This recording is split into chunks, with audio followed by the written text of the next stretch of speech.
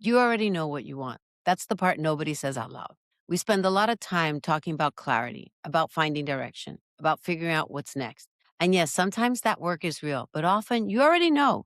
You've known for a while. You're just not moving. And it's easy to tell yourself a story about why, that you're confused, that the timing is off, that life is just too full right now, that this season isn't built for one more thing. But what if none of that is actually the real reason? What if the thing keeping you stuck is a rule you didn't consciously choose, but you've been obeying anyway? I call it the permission stack. And once you've seen it, you'll start spotting it everywhere because the permission stack is the invisible system of rules that tells you what you're allowed to want, what you're allowed to ask for, and who you're allowed to become. And if you've ever thought, I know what I want, but I can't seem to make myself go after it, this episode is for you. Welcome to The Joy Shift. I'm Kiley Suarez, certified life coach, author, and someone who spent a very long time being incredibly competent inside a life I hadn't actually fully chosen. This show is about the quiet moments of transformation, not the dramatic reinvention, not the sell everything and move to another country version of change. I mean, the ordinary Tuesday morning kind, the moment where something inside you says, I can't keep living like this. And today we're talking about one of the biggest invisible reasons women stay stuck far longer than they need to. Let's get into it. Here's what I mean. From the time you were little, you learned what was safe, not because someone handed you a list, but because you paid attention. What you noticed also what got you criticized. You notice what made adults comfortable, what earned approval, what made you the good one, capable, easy, and responsible. And because you're smart, you adapted. That adaptation became strategy. And eventually that strategy became your identity. And remember, identity is everything. So now, as an adult, the rules don't feel like rules. They feel like logic. They sound like, not yet. This isn't the right time. I should be more practical. I don't want to be selfish. Let me get through this season first. That's exactly what we're talking about, the permission stack. And I see this constantly in the women I coach. The issue usually isn't, I don't know what I want. I know exactly what I want, and I can't seem to move toward it. That gap, that usually where the stack lives. Now, let me make this personal. For years, I wanted to write. Not eventually, not someday, always. But I wanted to write personal essays, honest things, my thoughts, my perspective, my voice. And I didn't do it. Not because I lacked time, not because I lacked ideas, but because I had my own legitimate reasons in my mind. I told myself once the kids are older, once life settles down, once I have more credibility, once it feels less self indulgent, once I know I'm actually good enough, keyword, good enough. That will always get us. And at the time, that all sounded incredibly reasonable, but none of that was truth. That was permission. And I didn't know it yet. The permission stack has three layers. And once you can identify which one you're in, everything gets easier. This is when someone else holds the key. And it sounds like once my partner is fully supportive, on board, I can move forward. Once my kids need less from me because, they're more independent, I can also do what I want. Once my boss sees my value, once this quarter ends, once everyone around me feels like stable and on their own and on their own 2 feet, well, now let me be clear. Wanting support is normal. That's not the issue.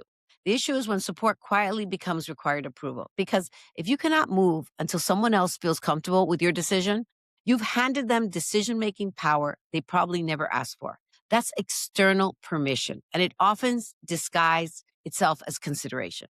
Like, I'm being considerate and I'm taking their thoughts into consideration. This one now is the next one. High achievers know this intimately, and I have a lot of these. It sounds like once I finish this project, once I lose the weight, once I can prove I can stay consistent, once I make more money, once I've earned the right. Now, this is a belief that there's a threshold, a magical moment where you finally become qualified enough to want the thing. But here's the problem. That threshold keeps moving like a sliding scale because the threshold was never real. There is always one more project, one more certification, one more reason to delay. Earned permission is incredibly seductive because it sounds like discipline, but often it's just self-denial dressed as responsibility. This is the most sophisticated one now and the sneakiest because it doesn't say no. It says yes, but yes, I could say what I really want, but people might see me differently. Yes, I could pursue this career change, but it could disrupt my marriage. Yes, I could stop being the one who holds everything together, but then who even am I? This is where desire gets attached to imagined emotional cost.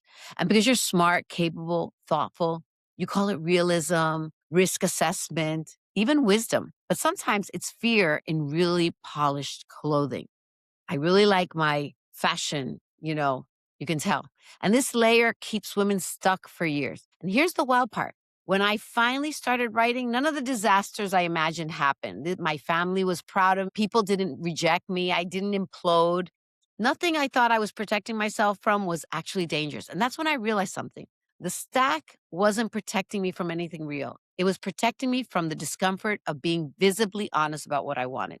And that's a very different thing. So, how do you start dismantling this? Not dramatically, not by blowing up your life, just by asking one question. And this question matters because your brain is very good at defending its existing rules. So, don't ask, is this fear rational? That's the wrong question. Don't ask, is it valid? Nope, that's also unhelpful. Ask, whose voice is running this rule? When you hear not yet, whose voice is that?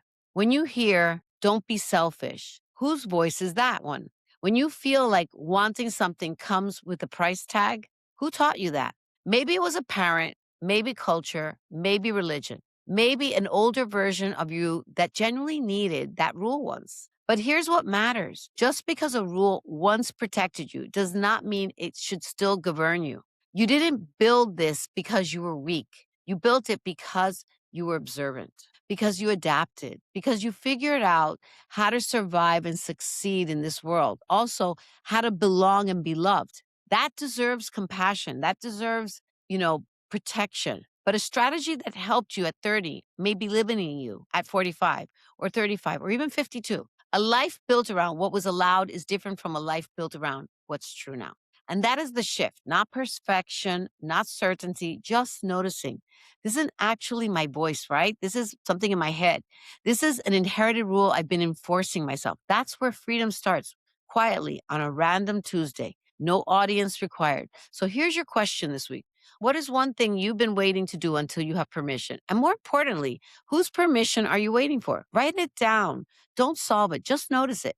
And if this conversation stirred something in you, if you recognize yourself in one of these layers, that's exactly the kind of work I do inside my Joy Shift conversations. These are private one on one coaching conversations where we look at what's actually keeping you stuck and what becomes possible when the invisible rules lose their power. And if you're not ready for that yet, then keep listening.